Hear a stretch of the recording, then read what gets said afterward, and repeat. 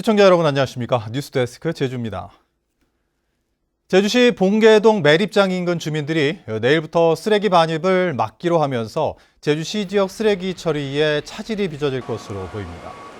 봉계동 주민들은 음식물 쓰레기 처리 시설을 내년 10월까지 서귀포시 색달동으로 옮기기로 한 협약을 지키라고 요구하고 있지만 제주시는 행정 절차 때문에 공사가 늦어져 기존 시설을 2년 더 사용해야 한다는 입장이어서 합의점을 찾지 못하고 있습니다. 봉계동 매립장에는 하루 평균 음식물 쓰레기 134톤과 재활용품 93톤, 대형 폐기물 19톤 등 232톤의 가연성 쓰레기가 반입되고 있습니다. 내년 10월부터 대형 사업장에 교통 유발 부담금이 부과됩니다. 하지만 업계들이 반발하는 등 논란은 여전합니다. 박성동 기자입니다. 제주 시내 한 대형 병원 앞. 병원으로 들어가려는 차량이 꼬리를 물고 늘어져 차선 하나를 점령했습니다. 날마다 이 같은 현상이 반복되지만 불편을 감수해야 하는 건 시민들 뿐입니다. 제가 거의 한 달 반, 두 달 동안 병원 왔다 갔다 하는데 매번 저는 이 시기죠 뭐. 어쨌든 올 때마다 이러니까 거의 90%가 이런다고 봐야죠. 제주도가 내년 10월부터 이 같은 대형 건물에 교통 유발 부담금을 부과합니다. 1000제곱미터 이상 대형 건축물 2,800여 곳에 부과되는 부과금은 105억 원. 제주국제공항이 4억 3천만 원으로 가장 많았고 대형 호텔과 병원 순으로 많았습니다. 시행을 1년 앞두고 있지만 업계 반발은 여전합니다. 부담금 부과를 건물의 연면적을 기준으로 하다 보니 서귀포 지역의 호텔업계의 반발은 거셉니다. 교통 혼잡이 제주시보다 덜한데도 단순히 면적 기준으로 부담금을 내야 하는 것은 현실과 맞지 않다는 겁니다. 그 교통 유발이 심한 곳이 별로 없습니다. 특히 관광지 쪽은 그냥 그 건물 크기 가지고 땅덩어리 가지고 그렇게 해서 똑같이 이렇게 매겨버리면 대형 리조트나 호텔들은 반감을 가질 수밖에 없죠. 제주도는 상위법에 근거한 기준대로 적용했다며 교통 유발 부담금 부과는 내년 10월부터 시행하겠다는 입장입니다. 그러니까 모든 특수성을 저희가 다 반영할 수는 없고요. 그때 이제 뭐 종합적으로 부과 이후에 아마 이제 그런 문제점이 발생되면 저희가 그때 한번 검토를 해볼 계획이 있습니다. 수차례 연기됐던 교통 유발 부담금 부과가 연착륙할 수 있도록 신중한 접근과 보완이 필요해 보입니다. MBC 뉴스 박성동입니다. 지난 16일 이어도 인근 바다에서 침수된 석유 화학 제품 운반선을 예인하기 위한 준비 작업이 시작됐습니다. 제주해양경찰서에 따르면 오늘 낮 1시쯤 사고 해역인 제주도 남서쪽 144km 해상에 예인선이 도착해 침수된 운반선에서 기름이 새지 않도록 송풍구 8개를 모두 봉쇄하고 선박이 균형을 되찾도록 펌프를 가동해 기울기를 조절했습니다. 또 민간 잠수사들이 배 밑바닥을 수중 촬영한 결과 구멍이 난 곳은 없는 것으로 확인되는데 현장에는 선박 검사 요원들도 도착해 예인이 가능한지 검토하고 있습니다. 제주도 소방안전본부가 화재 진압과 실종자 수색 등을 위해 수백억 원을 들여 다목적 소방 헬기를 도입했는데요.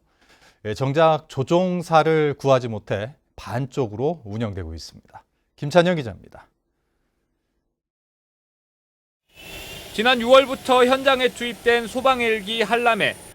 한국형 기동 헬기인 수리온을 소방용으로 개발한 다목적 헬기입니다. 화재 진압용 2,000리터 용량의 물탱크와 실종자 수색을 위한 최첨단 전자광학 적외선 카메라를 갖췄습니다. 하지만 헬기 운항은 일주일에 사흘 정도만 가능합니다. 조종사 6명이 있어야 24시간 가동 체계를 갖출 수 있지만 현재 조종사가 2명밖에 없기 때문입니다.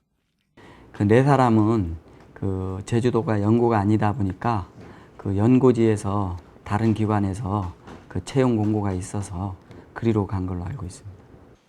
이달 초 소방본부가 조종사 4명에 대한 채용 공고를 냈지만 응시 인원은 3명뿐. 심사를 거쳐 오는 10월 모두 합격한다 해도 6명 정원을 채우지 못해 부분 운용은 불가피합니다. 산림청이나 병원 등의 헬기 충원 계획 등이 예상되면서 한람회 조종사들의 이직 가능성도 적지 않은 상황입니다.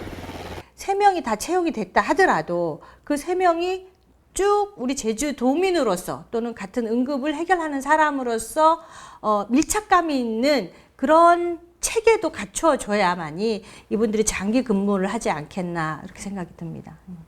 270억 원을 들여 야심차게 도입한 소방 헬기 한람회.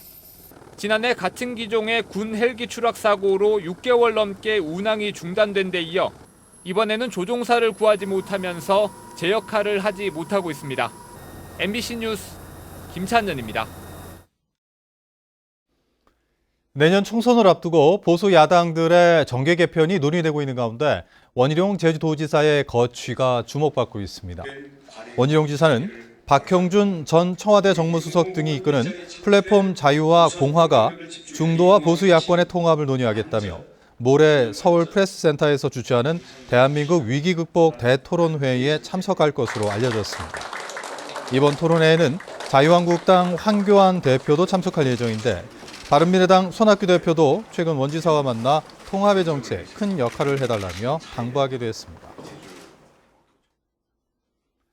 오늘 아침 6시 반쯤 제주시 건입동 국민체육센터 실내 수영장에서 65살 강모 할머니가 의식을 잃은 채 물에 떠 있는 것을 안전요원이 발견해 119에 신고했습니다.